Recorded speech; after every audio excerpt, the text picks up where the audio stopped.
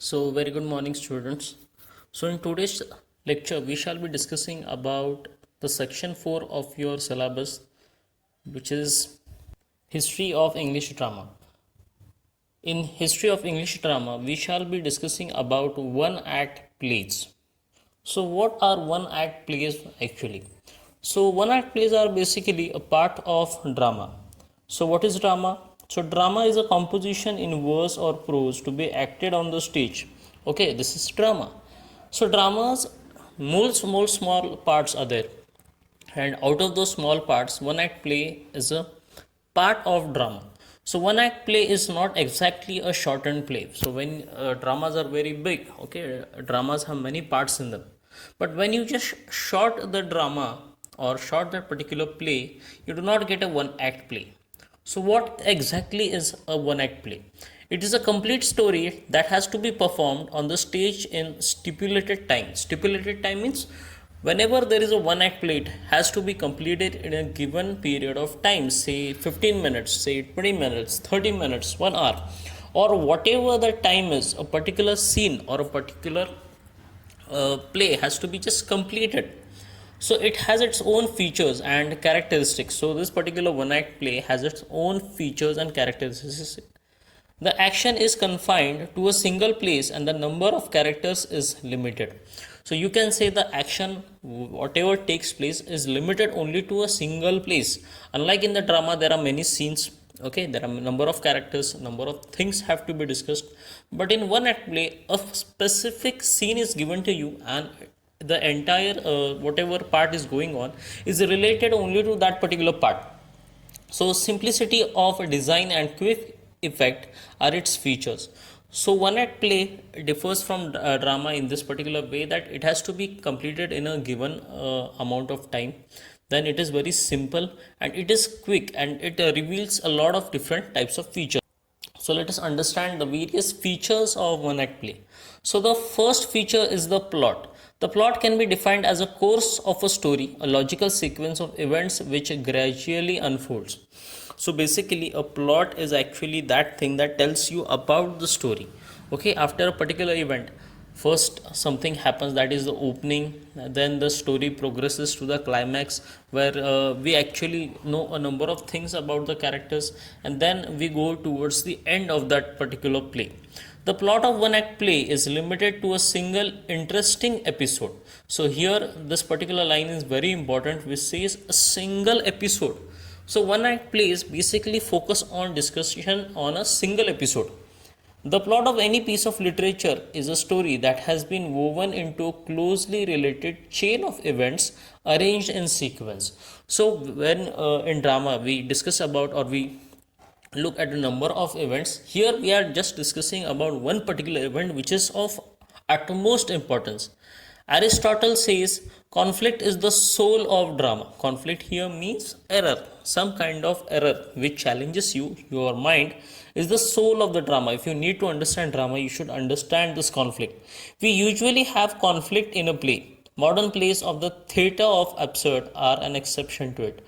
So almost every type of one act plays or every type of drama, there is some kind of conflict, there is some type of fight, a fight between good versus evil, good people versus bad people, or in similar manner, leaving the theatre of absurd, all these drama, what is it, plots have some kind of conflict in them. So the next characteristic is a theme. A theme is the central idea around which the plot revolves. So theme is actually what the particular story or what that particular entire play is related with. That is the subject. Theme is the subject of the entire play. It is directly stated through the playwright's instructions. So playwright is a person who actually writes this particular type of dramas. So according to his instructions, the dialogues and the features are given. It focuses on the subject of the play. So like I have said, the theme is the subject of the play. So it can be implicit or explicit. So implicit means some kind of subject is hidden under it, and explicit means very clear subject or very clear theme is given to you. There can be a number of sub themes that portray human life. So all these themes are related with human life in some or the other manner. The theme helps to convey the message of the playwright. So whatever thought or ideas are there in the playwright's mind that are conveyed through the theme. So there are a number of themes, as there is comedy, there is satire, there is revenge, hope, love, and ambitions. These are a number of themes which can be discussed in a particular drama or one act plays. So the next important feature is the setting. So setting or location is a place where the story takes place. So in any kind of drama or one act plays, there is actually a location given to you where actually the entire story, that important episode, takes place. A drama is meant for stage performance. So all the dramas are meant for stage performances itself. So basically, a drama is meant for a stage, a particular stage where audience is there, people are there, and it has to be performed at that particular place. Okay, a drama is meant for stage performance. The location or setting is revealed through effective use of variety of props. So here are example of, there are two pictures. This is normally how a stage looks, and this is another example of a stage. So I can tell you this, there is a small scene going out between Shivaji Maharaj and his associates, and you can see this is actually a small stage, and you can see a number of props which are, props means properties here, number of things are used here, such as you can see here. There are all the instruments which were required, such as there is a wall here, then curtains are there, then a bed like structure is there. Okay, these are all props. You can say that this scene is related with Shivaji Maharaj, where he's talking with the associates, and maybe he's talking about very serious topic. So you can understand how the stage is being used. Okay, the unity of time, place, and action has to be taken into consideration while setting the stage. So whenever that stage has been set up, or everything has to be take place, a number of things such as unity of time, place, and action, the timing of the dialogues which have to be delivered, the place where it is taking place, and the action means the acting of these particular characters are very important. Say that Shivaji Maharaj, you can see the mostly the plays of Shivaji Maharaj have taken place on different types of forts, maybe Raigad or Pratapgarh. But this is here an example is given. But we have never seen any play which showed that Shivaji Maharaj and his associates were talking about any subject in a garden, or maybe on a particular ground or a village like places. Mostly these scenes are on stages. So the importance of setting is here, that wherever this action, this dialogues, the place and the action is very important here. The proper use of setting, that is props, helps the play to be impactful. So whenever a particular scene takes place, the props and the setting means where the stage, the scene, the background where it takes place is very important.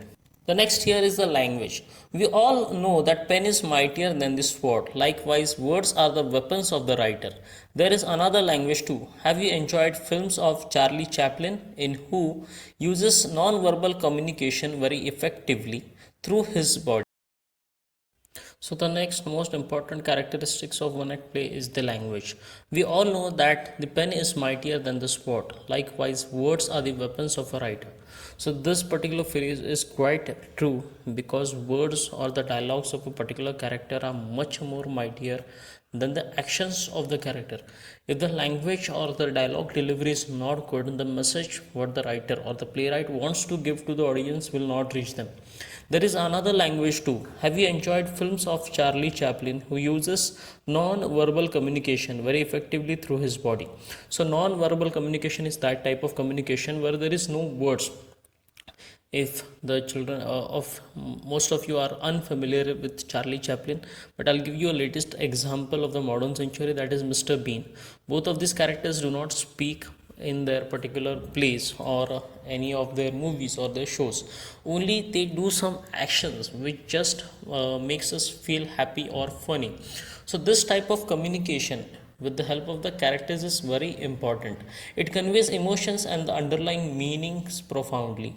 One act play has a profound effect due to its brevity of words. Brevity means brief introduction of words. It gives it a different effect. Then, if the dialogues are witty, pungent, and concise, they add to the overall impact of the play. Witty means if the dialogues of the particular character make us feel whether the character is wise or dumb, he's smart or he's dull. Okay, and a number of aspects of the character revealed to us. Shakespeare's Hamlet says, To be or not to be, the dialogues of the playwright. He used techniques like projection, articulation, and phrasing for effective communication. Projection means the throw of the dialogues, how strongly a particular character can throw the dialogues, or how do we understand a number of ways whether the particular dialogue is funny, very serious, is dull, is unhappy, a number of things. Or a number of phrasing means he uses a number of phrases. Poetic devices and figures of speech like imagery, symbolism, personification, and humor embedded in wit, pun, irony, and paradox make the dialogue extremely powerful.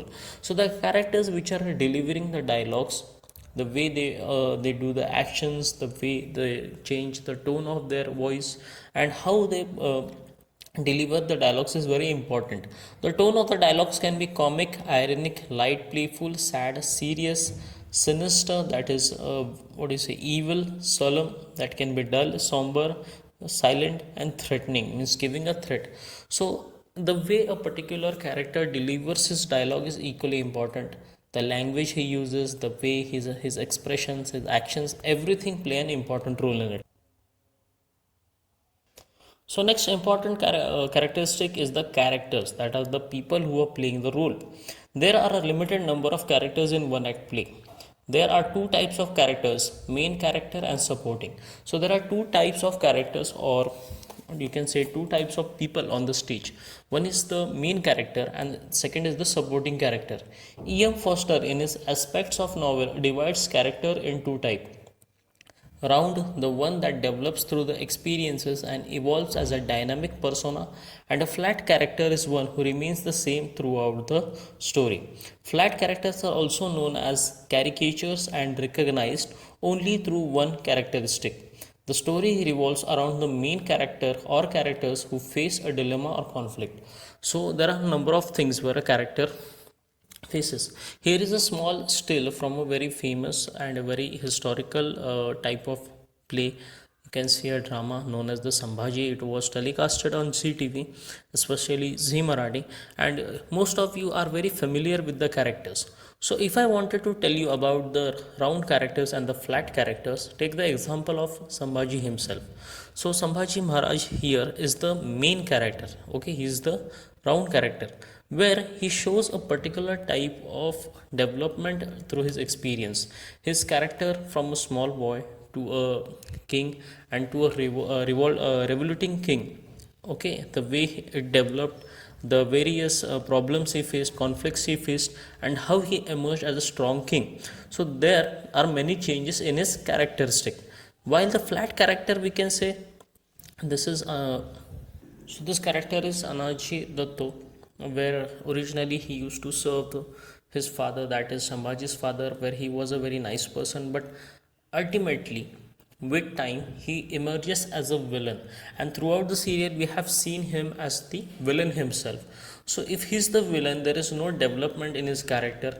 No matter what happens, whether good or bad, this particular character features the same, that he is a villain and he will be the villain, and by the end of the serial he plays as a villain. So that means by the end of the play he's a flat character. So this is the difference between a round character and the flat character.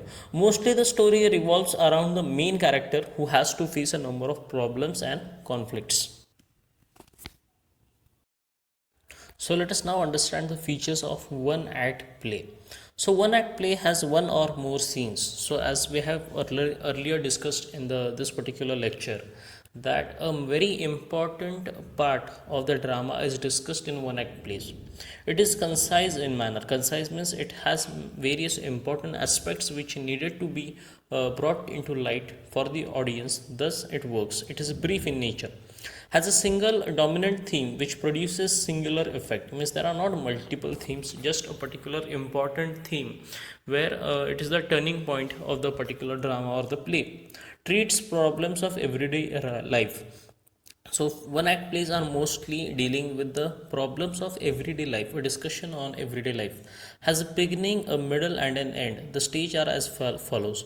So one act plays have a beginning, means a particular story begins from this particular points.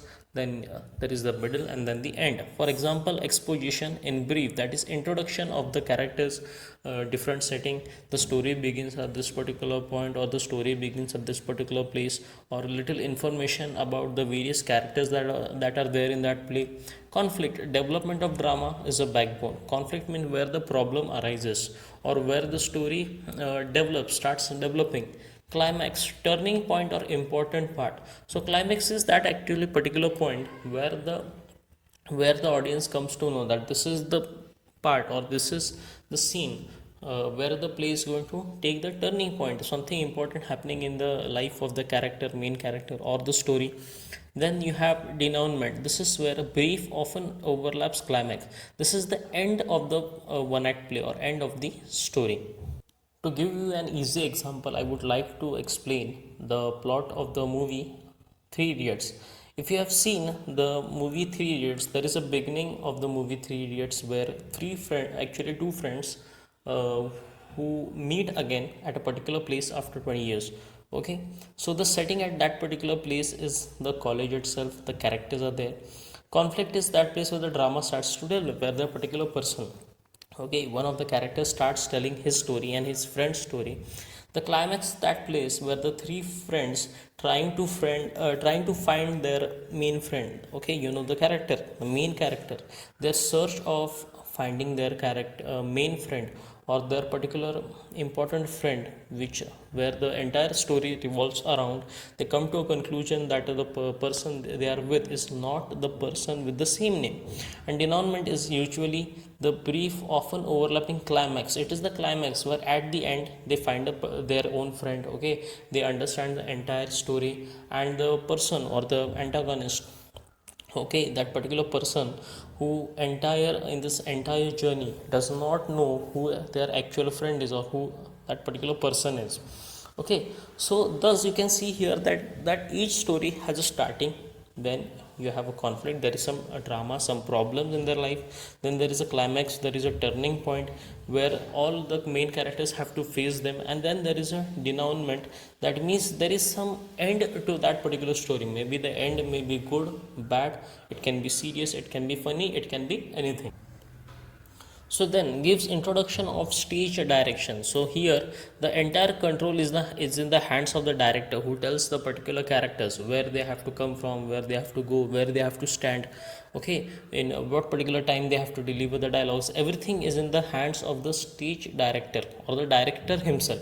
Creates mood or atmosphere. So when you are watching this one act plays, okay, or this drama, there is a particular type of mood which you experience. There is a mood which is created, the atmosphere changes. If the actors are in a serious mood, the entire atmosphere turns to serious. If they are in a comic mood, the entire scene turns to comic. So thus it creates mood or atmosphere, has unity of time, place and action. So this is very important, which I told you, the unity of time. Unity of time means where the characters deliver the dialogues, the place where they are standing, okay, and the actions, that are the expressions. So all these things are very important for any one act play to make it very effective. Has simplicity of plot, concentration of action and unity of impression. Simplicity of plot means, as we have earlier discussed, again I would like to tell you that any kind of one act play only discusses about the main event in that particular drama. Okay, it is only discussing about a particular scene. Then concentration of action, so that everybody's everybody's attention is at that particular scene where the entire story changes or will change. And the unity of impression means whatever messages or whatever actions the particular characters are doing, the recipient, the audience is receiving that, and they are moving accordingly. Has limited characters. So one act play has limited character, as it is only telling about a particular scene. Presents a question, answers of which are eagerly awaited by the audience. So as one act plays only discuss about the very important scene of the drama, so there are some questions which the audience want. That particular questions or many answers are given to the audience in those particular one act plays. So here I end the particular lecture. So in the next lecture we shall meet again discussing the various points.